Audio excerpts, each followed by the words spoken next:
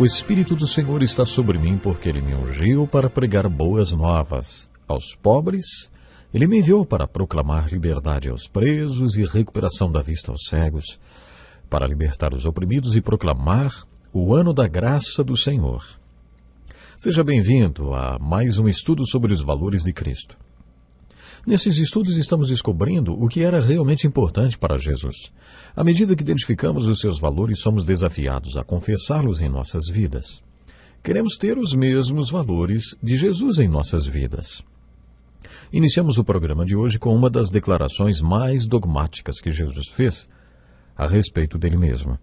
No capítulo 3 de João, Jesus deu um tremendo valor a si mesmo quando disse: "Sou o único Filho de Deus, o único Salvador e a única solução para o mundo. É melhor você confessar o valor que dou a mim mesmo para que seja salvo e tenha a vida eterna. Mas se você se recusar a confessar esse valor que dou a mim mesmo, será condenado."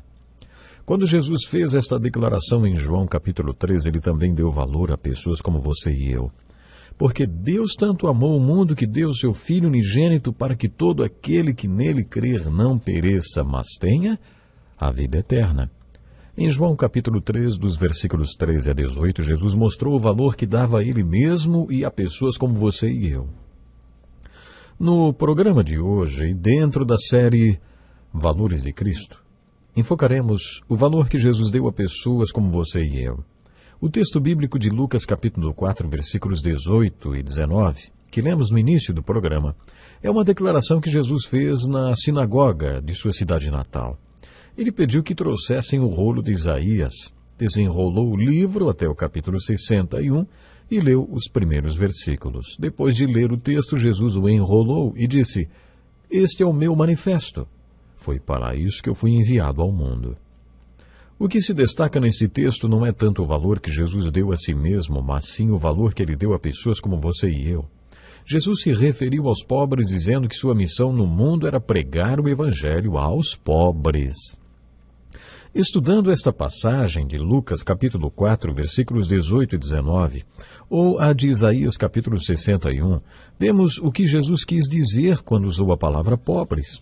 Ele se referiu aos cegos. Jesus não quis se referir aos que não podem ver o mundo físico, apesar de também ter curado a cegueira física. Creio que Jesus se referiu àqueles que não conseguem distinguir a mão direita da esquerda. Em várias ocasiões, Jesus ficou comovido ao ver as multidões, porque são como ovelhas sem pastor. Foi a este tipo de cego que Jesus se referiu quando disse que foi enviado para dar vista aos cegos, ou seja, ele foi enviado para pregar o Evangelho aos pobres. Este foi um dos tipos de pobres para os quais Jesus veio. Sempre que lemos, então os olhos deles foram abertos e o reconheceram. Quer dizer que Jesus deu vista aos cegos. Esse é o sentido deste texto. Você acha que você se encaixa nesta descrição de pobre, ou seja, espiritualmente cego? Você já se sentiu confuso, como se não pudesse distinguir a mão direita da esquerda? Sem saber o que fazer por não saber exatamente em que acreditar? Então console-se com estas palavras. Para Jesus você é muito importante e tem grande valor. Ele disse que veio ao mundo justamente para pessoas como você. Você é o propósito da missão e do ministério de Jesus no mundo. Quando confessamos que não sabemos o que fazer e que mal podemos distinguir a mão direita da esquerda, nos tornamos pessoas de grande valor para Jesus. Jesus também deixou claro que eram os pobres quando declarou que foi enviado para libertá-los, para pregar liberdade aos cativos. Ele deixou bem claro quem eram esses pobres. Quando lemos os evangelhos, constatamos que foi Jesus quem pregou libertação aos cativos, literalmente. Existe muita gente no mundo que não é livre, e Jesus se importava profundamente com qualquer pessoa que não estivesse livre. Jesus tinha um ministério de libertação junto desses cativos. No capítulo 8 do Evangelho de João, Jesus disse àqueles que professarem crer nele, ou que professaram crer nele, ele disse: "Agora que você crê em mim, continuem a viver na minha palavra, a fim de conhecerem a verdade. E a verdade libertará vocês." E explicou: "Se você crer e andar na minha palavra, terá uma experiência que vai além das páginas e conhecerá na prática aquele que é a verdade. Portanto, se o Filho os libertar, vocês de fato serão livres." Continuando pelos evangelhos, Chegamos no capítulo 8 do Evangelho de Lucas e lemos sobre Jesus se encontrando com um homem endemoniado na terra dos Gadarenos. Hoje chamam essas pessoas de mentalmente perturbadas, né? Mas Jesus as considerava possessas ou oprimidas por espíritos demoníacos. Jesus mandou embora aqueles demônios, expulsou aqueles demônios, exorcizou aqueles demônios. Não sabemos bem como ele fez isso, nem quais foram suas técnicas. Sabemos apenas que quando Jesus encontrou-se com aquele homem, ele não se dirigiu ao homem diretamente, mas aos demônios que estavam dentro dele.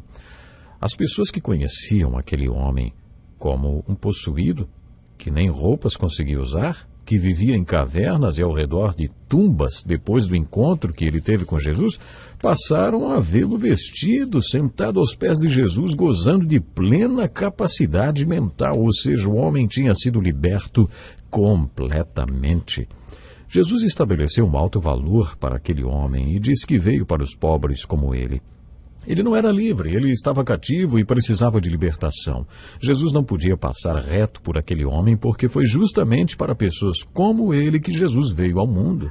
Jesus deu grande valor àqueles que não eram livres. Queremos confessar os valores de Cristo enquanto fazemos esse estudo. Você é livre? Você faz o que você quer ou o que você precisa fazer? Você é controlado por compulsões ou obsessões? Então saiba que Jesus deu um valor altíssimo a você. Jesus veio ao mundo por causa de pessoas exatamente como você, os pobres de espírito. Jesus veio para pregar boas novas para os pobres como você e eu, que não somos livres. Isso torna pessoas de valor aqueles que não são livres. Jesus iniciou seu ministério anunciando que tinha sido enviado ao mundo para os pobres, os espiritualmente cegos e para aqueles que eram espiritualmente cativos. Depois Jesus disse que veio pregar boas novas para os pobres, os quebrantados e feridos, ou seja, para aqueles que estavam tristes, acabados, para aqueles que achavam que não tinham mais nenhum valor. A vida é tão difícil, não é fácil viver. Jesus sabia disso. Ele concluiu o Sermão da Montanha dizendo que a vida é como duas casas construídas lado a lado. Veio a tempestade e apenas uma ficou firme, a outra desabou. A casa que se manteve em pé depois da chuva representa aquelas pessoas que têm suas vidas firmadas na obediência à palavra de Deus. Essas pessoas, além de conhecer o ensino de Jesus e seus valores, também são praticantes da palavra. Esse é o fundamento que as mantém firmes durante a tempestade. A casa que caiu de acordo com Jesus são aquelas pessoas que ouviram o seu ensino, memorizaram-no, sabiam falar sobre ele, mas nunca o puseram em prática. Esta ilustração das duas casas no Evangelho de Mateus, capítulo 7, além de falar que é uma grande importância Jesus e sobre a importância que Jesus deu à sua palavra e à prática de seus valores, também nos mostra que viver não é fácil. Enfrentamos tempestades, a vida é cheia de tempestades. Essas tempestades deixam as pessoas feridas e quebrantadas.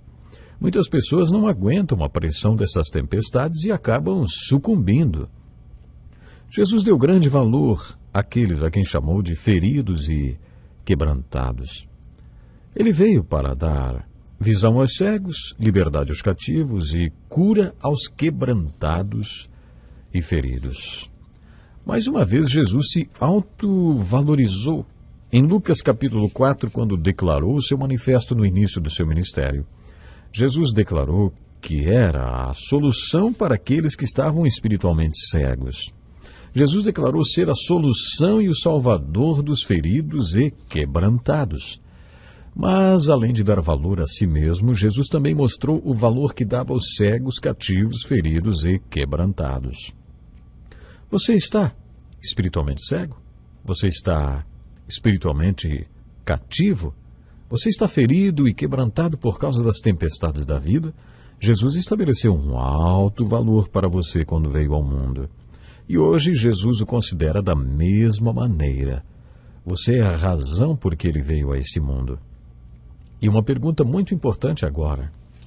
Você está disposto a confessar o valor que Jesus deu a pessoas como você? Você está disposto a ir até ele para receber visão, libertação e cura? Não esqueça, o objetivo de Jesus foi exatamente esse: libertar, dar vida nova, Ele disse: o Espírito do Senhor está sobre mim, porque Ele me ungiu para pregar boas novas aos pobres.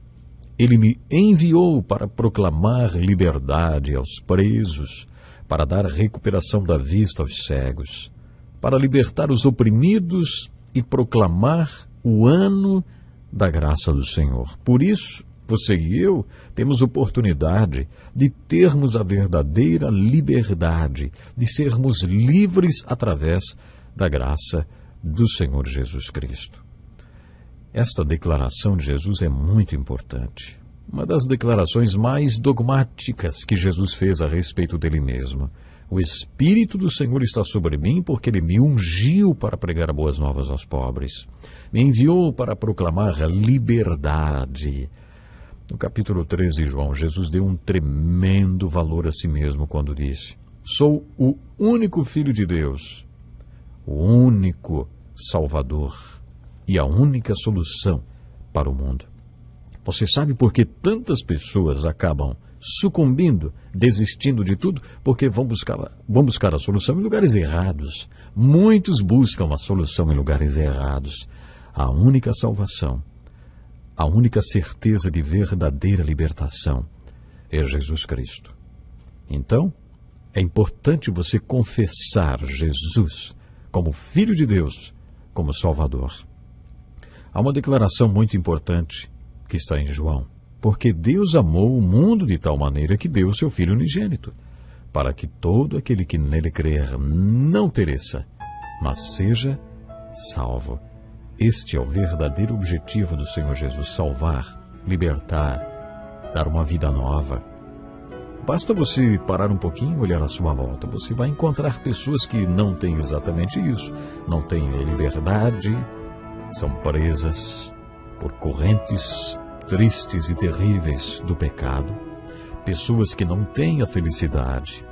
E se você conhece essa felicidade, se você tem a liberdade de Cristo, não esqueça de contar para esses que não têm. Até o próximo programa. Deus lhe abençoe.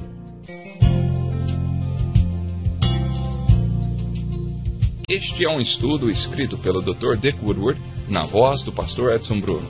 Até o nosso próximo encontro com a palavra.